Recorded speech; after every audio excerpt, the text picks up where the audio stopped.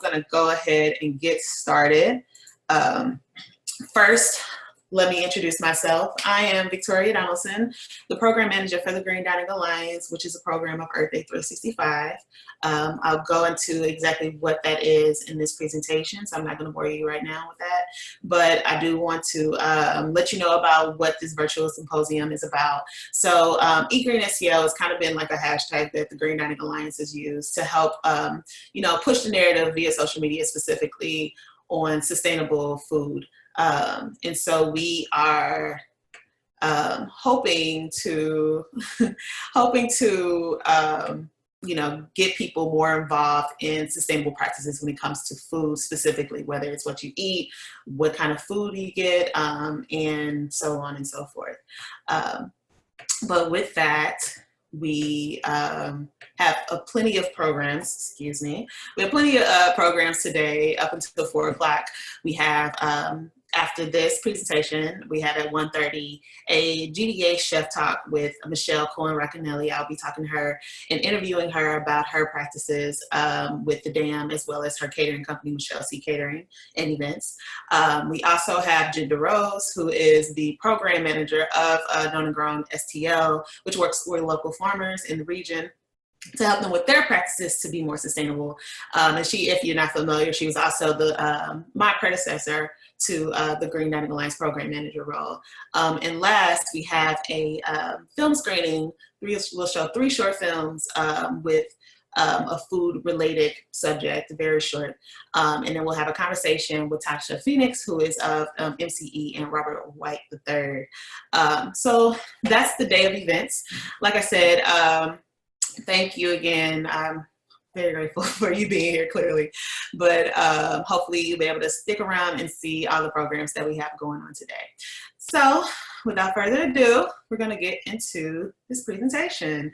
So the Green Dining Alliance is a program of, like I said, Earth Day 365, formerly known as St. Louis Earth Day. It started in 2012 through the Earth Day 365 Recycling on the Go program as an effort to reduce our waste with vendors at the St. Louis Earth Day Festival. It has definitely grown a lot since the beginning. We started off, if I'm not mistaken, with 7 restaurants. That was again in 2012. And as of today, we have close to 120 restaurants. And you can find all of these restaurants on our website. This is just a quick screenshot of the homepage from greendiningalliance.org, where you can click on the button that says find a restaurant, and it'll pull up all of the restaurants that are members of our program, and even give you a map to show you exactly what's close to you. So it's very handy, very helpful. And like I said, we've grown drastically over the past 8 years, and we hope to continue to grow again through this pandemic and all. So what does it take to actually be a member of the Green Dining Alliance? We do have baseline requirements, of course. The biggest thing for us is no use of Styrofoam. And we really try to avoid the number 6 plastic thing, because it's also made out of polystyrene, which is the material that you use to make Styrofoam. But with that, again, Styrofoam is a big no-no. And any restaurant that is a member of the Green Dining Alliance is not using a Styrofoam. Another part of that is they have to recycle. So consider having a bin where you can actually dispose of stuff that is recyclable. Many restaurants, oddly enough, that are, again, not GDA members, do not recycle. It seems like something simple and something that shouldn't take too much effort, but there are loops and bounds that they have to go through in order to get that. So with that, we do push for our restaurants to recycle. And then the last thing is phasing in efficient lighting. So reduce your carbon footprint through energy conservation, basically, help you save some money. And with that, that's probably the easiest part of getting a lot of restaurants to join the GDA. And that is that. Those are our baselines. So with each restaurant that joins, they have to go through an audit process. And it is an annual audit process. And these are the areas that we cover within that audit. Recycling and waste reduction, which is, again, like what type of materials are you using? are you recycling? What materials are you recycling? So one thing that people don't think about when it comes to restaurants is the hard to recycle items. So whether it's like fluorescent light bulbs, which some of them still have in their places, whether it's batteries or I don't know what else, but those are like some more like common items that they have in restaurants that they don't usually take to a proper recycling facility. It usually ends up in the landfill because they don't know where to take it. So that's where we step in and give them that information to share with them to know exactly where to take those items. Sourcing and procurement, which is a big thing, of course. Where do you get your food? What kind of food do you even offer? We try to push a lot of vegetarian and vegan options because, of course, vegetarian and vegan options tend to have less of a carbon footprint in their sourcing and in their production. Another thing is water conservation. What are some things that you are doing to reduce the amount of water that is wasted? Are you thawing out food underwater, or are you like put in a refrigerator? Or do you have your like sink and your toilet affixed with water sense equipment, as well as energy conservation? Again, do you have LEDs rather than fluorescents or incandescent light bulbs? And so on. Chemicals is another one of those big things that people don't really think about. A lot of toxic chemicals are used in restaurants. The biggest one is bleach. Everybody uses bleach. And I think it's more so of a health code regulation, but we try to like get them to find another alternative to bleach or to whatever toxic chemicals that they use in their restaurants to maintain its cleanliness. And that's one of the big things that we've actually witnessed in this particular time is what kind of chemicals can they use to clean and keep their place as hygienic as possible that are not as toxic in this pandemic. So that's something that is still a work in progress, to be honest, on my end, but it is something that is constantly in consideration when it comes to restaurants, especially again during the pandemic. Awareness, that's where we talk about how do you present yourself as a sustainable restaurant? How do you get people to know about your practices and why it's important to support these particular restaurants? And innovation is that above and beyond aspect. Like, how are you involved in community? How do you give back, and how do you get the community involved in sustainable practices as well? Now, our impact so far, we have reduced the carbon footprint for restaurants in the St. Louis area, reduced an enormous amount of food waste, improved the food system and local economy, especially because we work with primarily locally owned and operated businesses and restaurants. So with that, pushing the narrative of supporting these local businesses also stimulates the local economy. Another thing is reducing single-use plastic waste, which is the biggest thing, of course, when you have like takeout orders. Again, something that has become more of a thing during this time. A lot of people use plastic forks or and just regular plastic forks. There's also compostable options. We'll talk about that another time. But the use of plastic forks and other single-use plastics is a big thing that we try to push our restaurants to not do. We've also, of course, gotten rid of Styrofoam in numerous businesses, even ones that are not GDA members. I know a few restaurants that myself and even my predecessor, Jenna Rose, have worked with personally, and they are not members and never have been members of the Green Dining Alliance, but we've had conversations enough with them to get them to not use Styrofoam, which is a huge step for a lot of restaurants, especially restaurants owned by people of color, because of financial issues that tend to plague those restaurants more than white-owned restaurants. And the fact that Styrofoam is a way cheaper product to buy, to ship, and so on and so forth. Even though it's toxic, people like to buy it because it's so cheap. Again, we're not going to go down that road. That's another tangent. But with that, in 2019, over 1,700 tons of materials was prevented from going into the landfill from GDA restaurants, which is a huge thing. that's a lot of waste, but we are continuing to grow that. And we did the numbers not too long ago, and it averages out to about 22 tons of 22 tons of waste being diverted from the landfill by each restaurant each year. So again, that's a lot of waste, which we're very proud of course. So something, again, like we like to go over this every single time we talk about the GDA, about why we ban styrofoam and why we think it's such a bad material.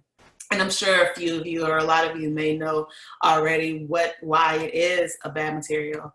But with that, you know, we'll go over it. So what is it? Well, due to oil subsidies, this is the good part of it, of course, and it's very short, as you can see.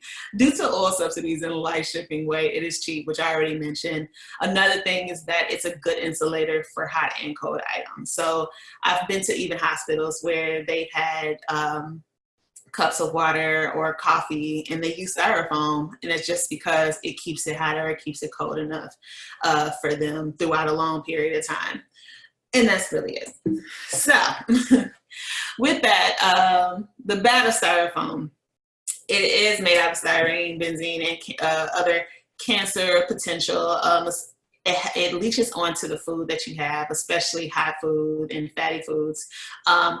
Litter attracts litter because styrofoam is such a litter bug, especially in Black communities. You see the cups and you see the plates or boxes, and there's a surplus of them. And then with that, you also see other random litter, whether it be chip bags or glass bottles or whatever. They start to float around, and it just becomes a plague of the community. And with that, it can devalue neighborhoods and give less of a sense of home for some people in those neighborhoods. It is a kind of ethical issue of like litter in certain areas and how people treat that area based on how much litter and how much trash they may see in it. And another thing is plastic particles in food and water and soil come from styrofoam. So people who like to eat seafood, which I'm one of them. A lot of us eat a lot of plastic a year. We consume it way more than the average person. So again, it's all through styrofoam and other single-use plastics like straws and forks and so on. So that's where that is. And more with that, like the intrinsic value of it. Why do you leave? What do we leave with our children? Styrofoam doesn't break down quick at all. It barely breaks down. But with that, the toxicity of styrofoam is going to be here for generations. That trash is going to be here for generations. It's going to have effect on our planet for our children and our children's children and our children's children's children. So again, it's just a toxic material all around, not just in the physical sense, but in this moral sense as well. It's not great on containing food. And again, if you're like a person who likes hot fish, let's say, if you put hot fish on a styrofoam plate, the oil and the grease from that fish is going to seep through that styrofoam. So it doesn't really hold well in those particular sense. And also customers just don't like it. It's become more of a trend to refuse styrofoam or really refuse any single-use items, single-use plastics as well. But customers don't like it. So businesses are starting to make those changes. And I'll get into a little bit of that, especially with the major businesses that have done it like McDonald's. And why you shouldn't use it as well. Let's see. So, and this is getting into the more consumer part of this of, excuse me, why it's important for people to implement these types of improvements on the environment in their programs. And this is just a generational breakdown of who sees it as the most important. Of course, millennials, we kind of stride in that area. Gen X is definitely right behind us. But even the baby boomers, they are as well very conscious of like their paying power and where they spend their money based on the impact that these restaurants or these other businesses have on the environment. So it's a big deal to support restaurants and support businesses that have an environmental impact for them. Okay, let's see. There we go. And this just goes more into that, again, the purchase power of these particular generations. They didn't have, this is the older piece, so they didn't really have the Gen Z part because they didn't have much spending power. But this is, again, just the general sense, and I'm sure Gen Z is probably equal, if not more, than millennials in their willingness to, again, to support and work and buy from businesses that actually have a policy of environmental practices. So more ugly of the styrofoam. Of course, we all know that it's non-recyclable. And like I mentioned about the particles, the plastic particles and how it gets into our food, which a lot of people who eat seafood, of course, it affects the ocean's health. 80% of our trash in the ocean began on land, including, of course, in the Midwest. Many people still don't understand that the mighty Mississippi feeds into the Gulf. And so the trash that we produce, even here in St. Louis, will end up in our oceans in some way, shape, or form. So it's a big deal that we take our, be a little bit more conscious of the materials that we use, how we dispose of it, and so on. And again, back to the fish narrative, the aquatic life is affected by that. Not just, of course, fish, but turtles and so on and so forth. Any living creature within the ocean is affected through the trash and the litter that we produce on land, even in the middle of the country. And these are some alternatives to that styrofoam that we usually suggest to restaurants. And this is something that we also suggest customers look into on their own when they decide where they want to purchase food from. And there's also the alternative of like bringing your own materials, but right now during the pandemic, it's not really reasonable to do that in most, if not all, restaurants in any business that handles food or beverage. They're not really allowing you to bring in your own materials. So, but with that, this is what we usually talk about. The reusable option is the biggest one. So bringing in your own water bottle or thermoses in bento boxes. Again, this isn't really common practice in this particular moment, but this is something that we tend to push for outside of the, COVID-19 pandemic. Beyond that, we talk about recyclable plastics. Number 1, number 2, and number 5 are the biggest ones that we prefer. Like I said, number 6 is made out of polystyrene, so we usually lean away from that. However, it can still be recyclable, depending on how good it is. So the flimsy plastics, they tend to be not as good, so you probably shouldn't use those at all. But if they're more hard plastics and keep their shape for sure, then they should be fine. Aluminum, post-consumer products, compostable products, which are all kind of the images that I have over here. Even though compostable products are only compostable if you compost them, there are services available where you can compost them, whether you have access to it at your job through like Total Organics. There's also other alternatives to compostable, compost services that you could have at home as well. And let's go back to the trends in society. A lot of restaurants, especially in the GDA, did a big push to ban straws. We're not going to keep talking about styrofoam, so we won't skip past that. But banning straws is a huge thing in a lot of restaurants. So this one, the Straw Wars, this image that we have on the right, the Straw Wars campaign was done by Mission Taco, which is amazing. And they do not use straws, and it's only available upon request. We do recognize that there is a need for straws in some capacities. So most restaurants that do serve straws, even though they may not offer them, upon immediately, they usually have compostable straws, which they can usually compost at the end of the day. So that's a huge thing. Another place like Crow's Nest, they also have a straw ban, but they also have offerings of it whenever needed.